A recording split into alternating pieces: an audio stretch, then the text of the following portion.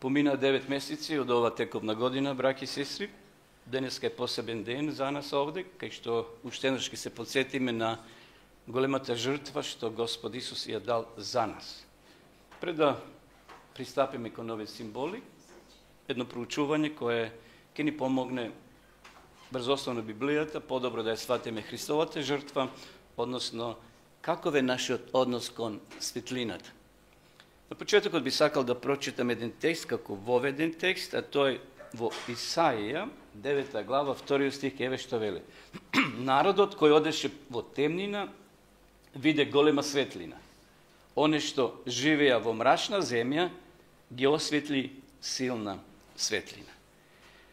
На друго место, Библијата вели дека мрак ја покрие ова наша планета. Меѓутоа, Бог има свој народ кој ќе светли и ќе ја шири вистината. Последна рецитација, сега ќе ја прочитаме заедно, една песна која се пее, јас издвоив само неколку реченици. Темна е ноќта, небото е мрачно и тмурно, нема звезди ни месечина. Се чувствувам уморно, темно е. Луѓето уживаат во надежда дека се ќе биде подобро, дека нема да умраат од глад. Сите чекаме малку подобри денови. Темна ноќе, зората никогаш нема да се раздени. Темна ноќе, зората никогаш нема да се раздени. Темна ноќе, небото е тмурно, нема звезди ни месечина, се чувствувам уморно. Може би ова песна, браќи и сестри, ни покажува да се пронајдеме себе си во овој мрачен, темен свет. Наистина, кај да се свртиме, не мислам за она физичка темнина, туку за духовна темнина. Што ќе правиме во таа мрачна темнина кога е се темно, тмурно, како што вели и ова песна која се пее? Би сакал сега еден пример да ви раскажам како вовед во ова наше проучување. Во Белград, во Србија, во една киносала, се прикажувал документарен филм за една девојка. Може би, тој филм е нормален и не би представувало ништо посебно ако не го гледаме од духовен аспект, од физичка страна ништо. Разни филмови, дали документарни или слични. Меѓутоа, овој филм документарен бил направен, снимен од една девојка, односно за една девојка по име Верица Капричич. Навидом обична девојка. Филмот почнал, девојката дома пере алишта, пегла, готви, оди на пазар, разговара со соседите, ништо вообичаено. И веќе како одминувал филмот, им станувал досаден на публиката. Здодевен филм. Знаете, кога е здодевен, луѓето свиркаат, дофрлуваат, зборуваат меѓу себе и така натаму. Мрморат. Меѓутоа, најгласен во довикувањето и во тоа мрморење бил едно момче од 70-тиот ред во киносалата.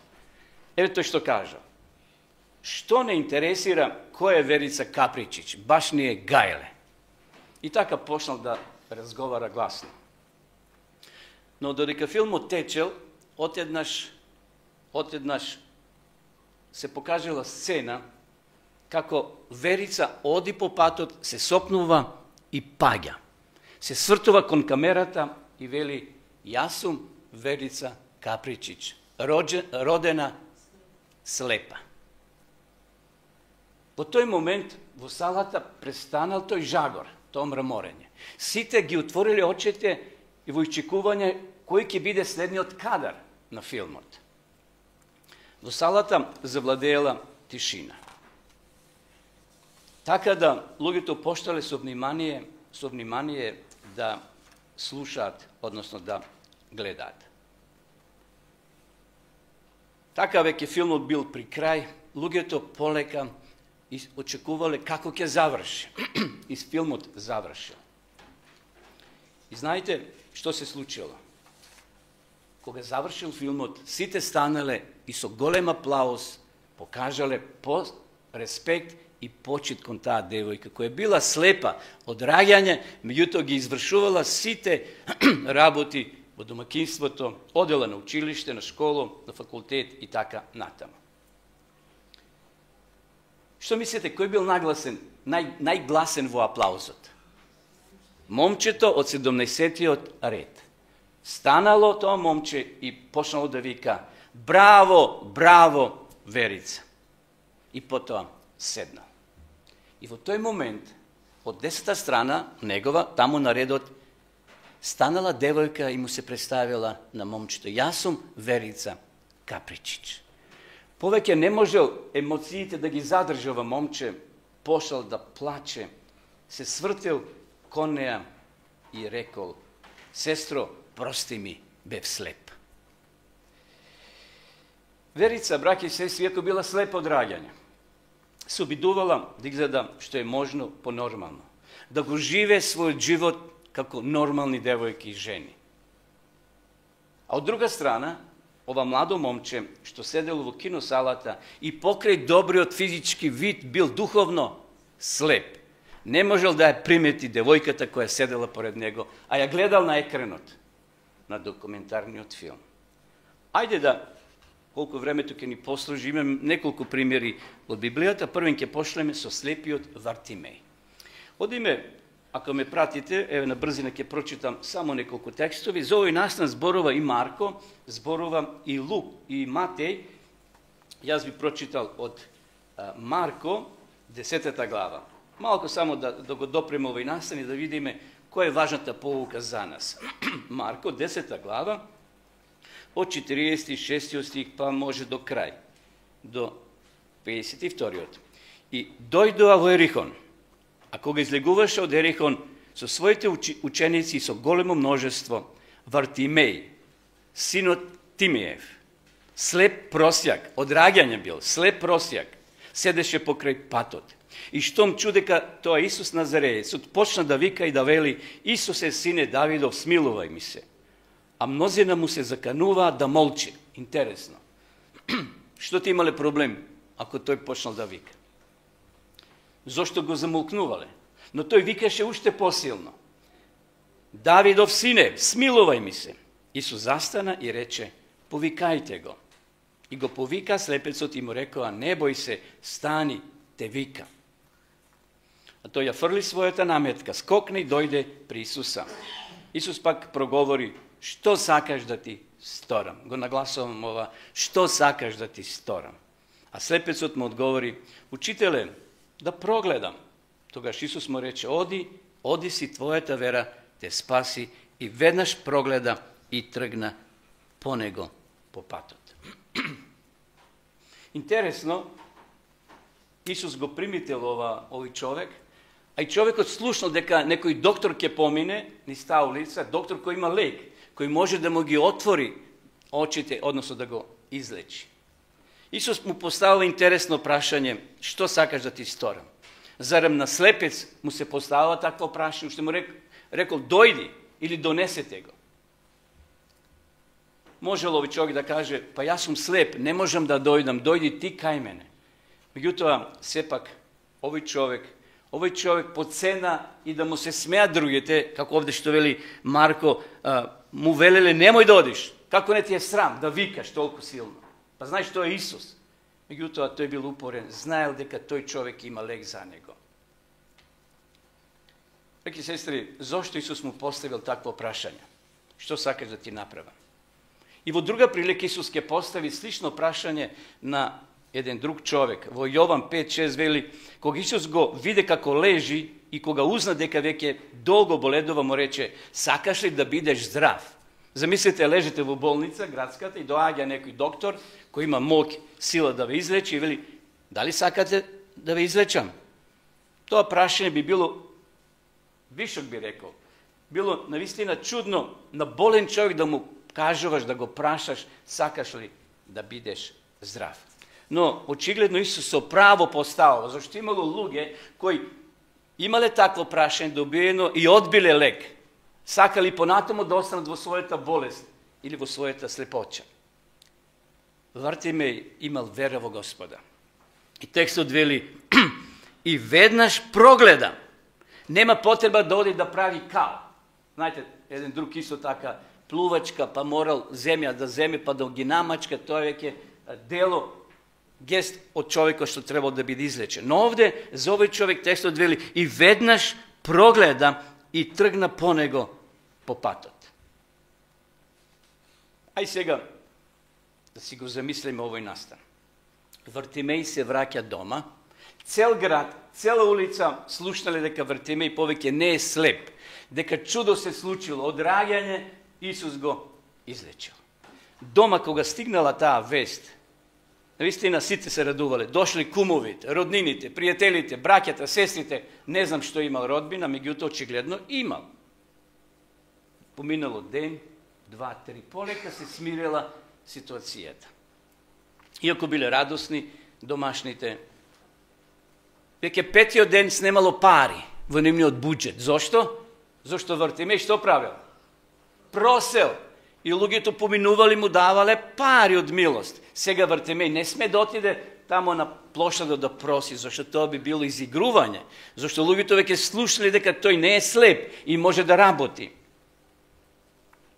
А еден човек кој бил цел живот слеп, не може да биде веднаш сметководител, да биде трговец, директор или некоја друга важна функција. За таквите луѓе која е работа? Која е работа? Да цепе дрва, да чисти некој двориште, тоа е за него. А тоа не се плаќа многу. Копање канали, носење товари. Може ли тогаш Вартимеј да бил задоволен од лекувањето? Дали семејството и понатаму живеле во радост кога секнале парите, нема допринос, нема, Вартимеј не носи веќе пари дома. Очигледно, цел живот тој ги хранел. Ја не знам дали Вартимеј се покајал за својот вид или не, но да бидеме сигурни дека денеска има луѓе, браќи и сестри, кои едноставно не сакаат да оздрават. Не мислам за физички да оздрават, туку духовно. Колку пати ние сме сведочеле, колку пати сме зборували, колку пати сме им нуделе речта Господова, меѓутоа тие одбиват. И нам ни е жал. Ке дојдат, што се вели, до базентот и откажуваат. Имало и такви моменти.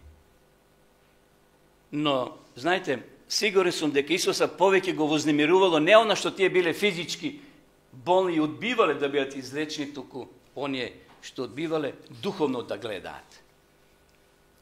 Исус се борел токму со таквите или против таквите. Еве што кажува, ќе ги видиме сега и цитатите, првен да го прочитаме текстот во Матеј. Овде Исус имал честа борба со фарисеите и садукеите. Овде во Матеј, 23 глава, сте ја читале, секој текст почнува тешко на вас, тешко на вас, тешко на вас. Јас само ќе прочитам два-три текста. 23:15, вака вели: Горко вам, книжници, фарисеи, лицемери, кои ги обиколувате морето и копното, за да придобиете еден прозелит. И кога ќе стане тоа, го прави син на пекало 2 пати полош од себе. Потоа, 16 стих. Горко вам, слепи водачи. Безумни слепи, 17 стих. 19, слепи. Повторно слепци. Интересно колку пати Исус го повторува овој текст. И сега, да не тумачам јас, одеме на текстот од книгата Копнежот на вековите, вака веле. Тешко вам, слепи водачи. Фарисеите ги нарекуваат глупаци и слепи и лицемери. Може ли Исус да ме нарече мене и вас така? Истиот прекор им е упатен на многу кои дури и во наше време се фалат со својата побожност. За секоја реченица можеме сега проповед да направиме. Истиот прекор им е упатен на многу, вели овде Елена Вајт, на многу кои дури и во наше време се фалат со својата побожност. Ајде одеме сега, пред да прочитаме уште некој цитат, на еден друг настан од Стариот Завет. Тоа е Валам. Сте проповедали самите, сте читале, меѓутоа сакам само да се подсетиме како бил тој човек и што одбил, зошто одбил, што направил. Во Броеви, или 4 книга Мојсеева, во 22 глава, Еве, имаме многу текстови, нема да читам се, само неколку за да ја доближиме ова слика. Во ноќта Бог дојде при Валама и му рече, ако ти дојдат луѓе да те повикаат, стани, тргни со нив, но да правиш само тоа што јас ке ти го кажам, или рече. Сега наутро, вели, Валам стана и стави грубо дрвено седло, самар би си рекло, на својата ослица и отиде со моавските кнезови. И сега може да читате понатаму, 20 стих вели, кога ослицата го забележа Господовиот ангел, како што стои на патот, се со излечен меч во раката, сврти од патеката и тргна во полето. И сега да не читам се, може сега одиме на 31-иот, кулминација на овој настани, 32 стих вели, тогаш Господ му ги отвори очите на Валама. Валам не бил слеп, браки и сестри, физички. Тој имал добар вид. Меѓутоа, очигледно, и тој физички вид бил замаглен од неговата себичност, лакомост, гордост. И Бог вели му ги отвори очите. 31 стих. И тој го виде Господовиот ангел, како што стои на патот со гол меч во раката. Кога Бог ќе ти ги отвори очите на тебе и на мене, ќе се видиме какви сме. Еден друг човек, Божи, Јаков, сега само успат го кажуваме, кога Бог му ги отвори очите, и што виде Јаков, кога спиеше на каменот, која му беше перница? Ги виде ангелите. Кога Бог ќе ни ги отвори очите, ќе видиме ние какви сме. Какви сме. Браќи и сестри, Валам бил слеп. Слеп што не го видел ангелот. Ајде да го видиме, да го прочитаме коментарот. Заслепен од алчност и себичност. Човекот кој тврдил дека е Божи пророк. Пазите, не бил тоа обичен човек. Обичен, под наводници, кога кажувам обичен. Бил Божи пророк. Кој се изјавувал дека му се отворени очите. И дека го видел лицето на семокниот, не го забележал Божиот ангел. Кога ниедно животно не го видело. Кога ниедно животно не го видело. Колкумина од нив биле измамени на тој начин. И следневе зборови, неговата мудрост се претворила во лудило. Неговиот духовен вид беше помрачен. Тој целосно се заслепи себе си, починувајќи се на силата на сатаната. Тоа е втор пример. Одиме накратко на третиот пример. Се вратиме назад во втора книга Мојсеева.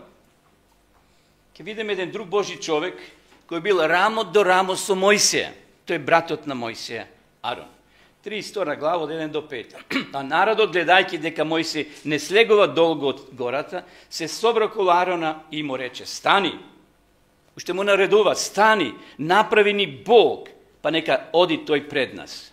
Не знаеме што се случило со тој човек Мојсеј кој не изведе од египетската земја. Извајте ги златните обетки што висат на вашите уши, на вашите жени, вашите синови и вашите керки. Очигледно и мажите носеле обетки. Сега ни е чудо кога мажите ќе стават обетки. Тетоважа, сега тоа модерно, и жени и мажи млади се тетовираат. Тоа и во Библијата го имало, и Бог тоа остро го осудува.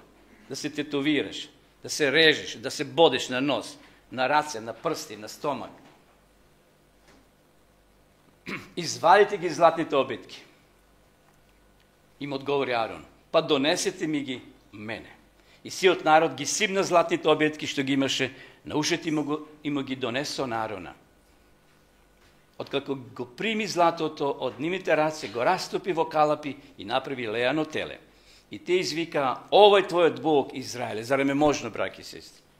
Какво чудо Бог прави таму во Египет, кога јадат јагне и тоа зеле што било тука подготвено. Не еден израелец не загинал. Сите излегле 2 милиона, без пушка да пукне. И Бог ги храни, Бог прави чуда. И сега народот толку паѓа духовно ниско, повторно им се враќаат тие слики кои на тие божества што ги гледале катадневно во Египет. Не може така лесно да се ослободат. Нивниот водач го нема. Мојсей може би умрел. Ајде, Ароне, направи ни Бог. И навистина, колку биле слепи тие луѓе. Не само луѓето туку, и самиот Арон. Реки сестри, Ајде да прочитаме понатаму што се случува.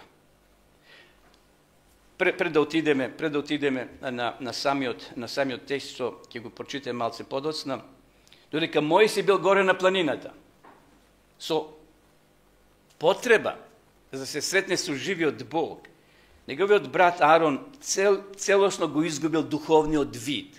Целосно Арон го изгубил својот духовен вид. Тој попуштил и направил златно теле. Да и народот бил виновен, меѓутоа тој како водач морал да ги спречи.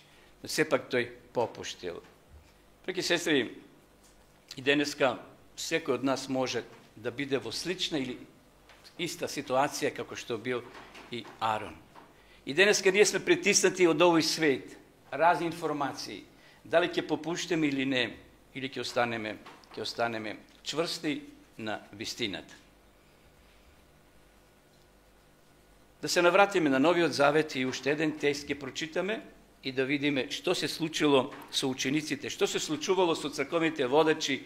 Овде во Јован, во 9 глава, би сакал само да прочитаме, потоа ќе одиме на овие цитати што ги приготвив, да видиме како Исус гледа на таквите водачи. 9 глава, од првиот стих, па читаме неколку текстови. 9 глава. И кога заминуваше, виден човек слеп од раѓање. Повторно слеп од раѓање. Не е тој што читавме на почетокот. Неговите ученици го праша: Рави, кој изгрешил, тој или неговите родители да се родил слеп? А Исус што кажал? Не сгрешил ни тој, ниту неговите родители, туку за да се појават Божите дела врз него. Ние треба да ги извршуваме делата на оној кој ме прати додека е ден. Доаѓа ног кога никој не ќе може да работи, додека сум во светот и така натаму. Сега да не ги читаме сите текстови и да не сетио си вака вели. Значи дошле, овие учителите го прашуват: кој ти излечи? Тој одговори: човекот кој се вика Исус направи кал. Тој е тај настан за кал, значи направил кал, ми ги намачка очите и ми рече: оди во Силомската бања, измий се. Јас отидов, се измив и прогледав. Му рекоа: каде е тој? Тој вели: не знам. Беше тука, Исус и заминал. И навистина Исус не сакал долго да се задржува кога некој настан ќе се случи.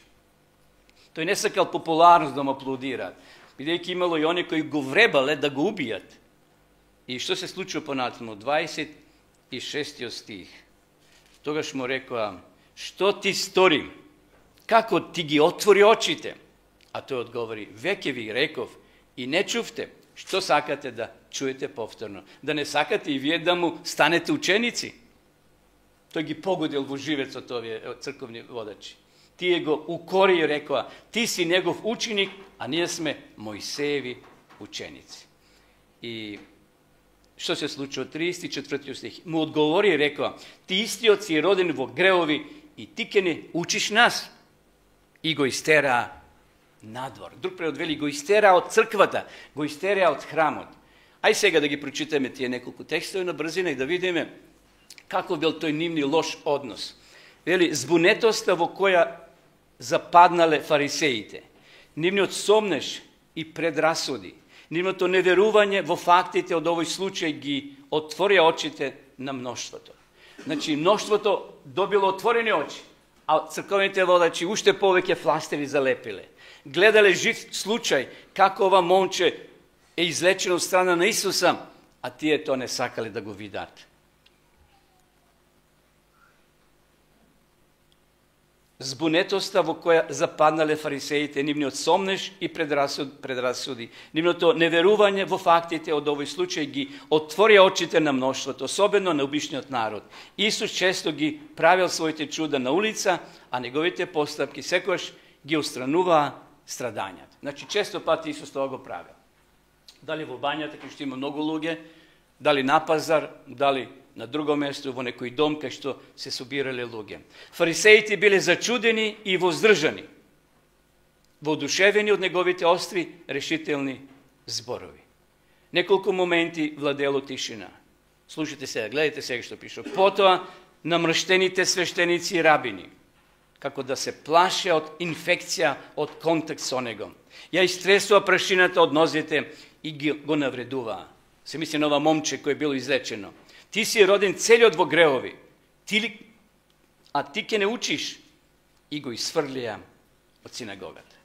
Зарем е можно оние црковни учители кои треба да ги учат луѓето, да ги насочуваат кон Христа, така арогантно се однесуваат и фактички го фателе малте за рака и го избркале од црква.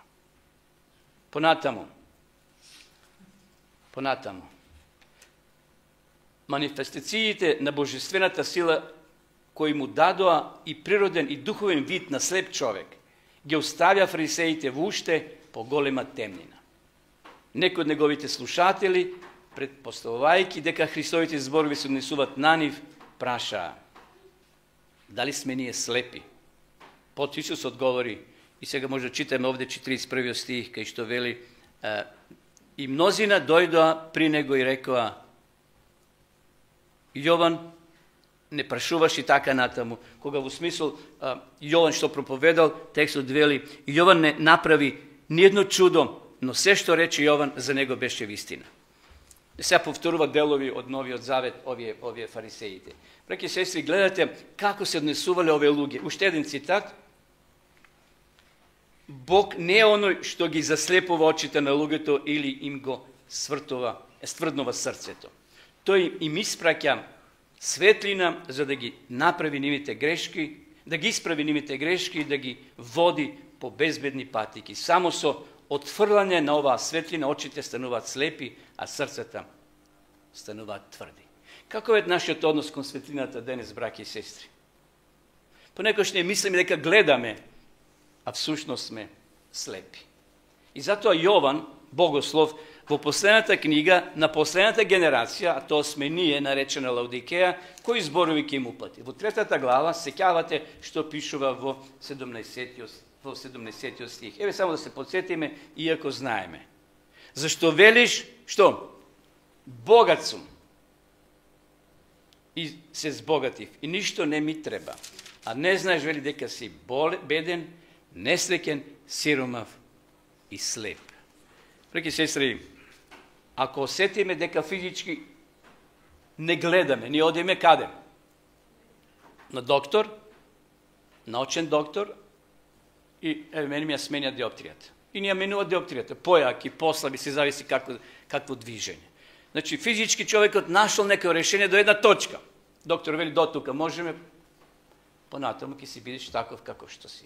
Меѓутоа, Бог има лек за нашата слепоча. Бог има лек да не излечи. И затоа овде, ако читате во следниот текст, тој препорачува: дојди кај мене, те советувам, купи си од мене злато, причистено во оган, и така натаму, и бели облеки, за да гледаш, да не се гледа твојата срамота. Но интересно, браќи и сестри, зошто овде Господ вели: дојди и купи? Зарем Евангелието не е бесплатно? Зарем ние делиме Библии бесплатни? Така? Ние постојано на емисијата делиме бесплатни Библии. И луѓе се пријавуваат и добиваат. Меѓутоа, зошто овде Исус вели: дојди и купи? Не ли во Новиот Завет се бесплатно? Браќи сестри, да, се е бесплатно. Но за да го тоа добиеме и тоа да стане дел од нас, треба да се откажеме од некои наши работи. Треба да се откажеме од некои наши работи. Тој го бара нашето јас или его. Може би понекогаш нашата ароганција, нашата гордост, нашата себичност. И сега да не редам. Тоа е она што Исус сака да го земе за замена да ни ја даде решта Господова. За да може да гледаме целосно, да се видиме целосно себе си. Знаете, кога ќе влезете во една просторија и ако има огледало, а ако нешто се варело во таа просторија, има магла, стаклото што станува? Замаглено. И мора тоа да се исуши, за да се видиме самите себе. Иначе, ќе гледаме нешто магловито. Понекогаш ние гледаме магловито во нашиот живот. Но Исус сака таа диоптрија да ја изостри, за да може да гледаме целосно. Браќи и сестри, нека Господ ни помогне, како што се моли Јов. Јов 29:15 вака се моли: бев очи на слепиот и бев нозе на хромиот. И ќе завршам со она девојка или жена, често пати ја спомнувам, Фани Кросби. Била родена слепа. Има овде година кога е родена. Умрела 915 година. Интересно кога починала Елена Вајт. Значи живеела во претходниот век. Меѓутоа, Франи Козби била физички слепа, но имала лична врска со Бога. Таа била просветлена духовно. Односот со Бога и бил секојдневен. Вели, слепилото како благослов, а не како трагедија. Таа не се жалела ниту пред луѓето, ниту пред Бога, зашто била родена слепа. Напротив, таа верувала дека Бог ја дал духовен вид, што многумина со физички вид не го поседуваат. Еве една нејзина изјава, вака рекла: ако ми беше понудена можност, кога ги читам овие зборови се ежам, толку се јаки, силни. Ако ми беше понудена можност да видам, значи да гледам, не би ја прифатила. Кога ќе дојдам на небото, првото лице што ќе го видам, ќе биде лицето на мојот Спасител. Дали ние сме подготвени тоа да го изјавиме?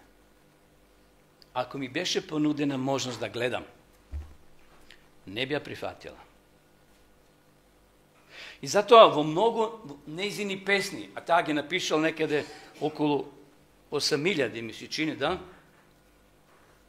Провејува светлината Божја, Божјата милост, Божјата доброта.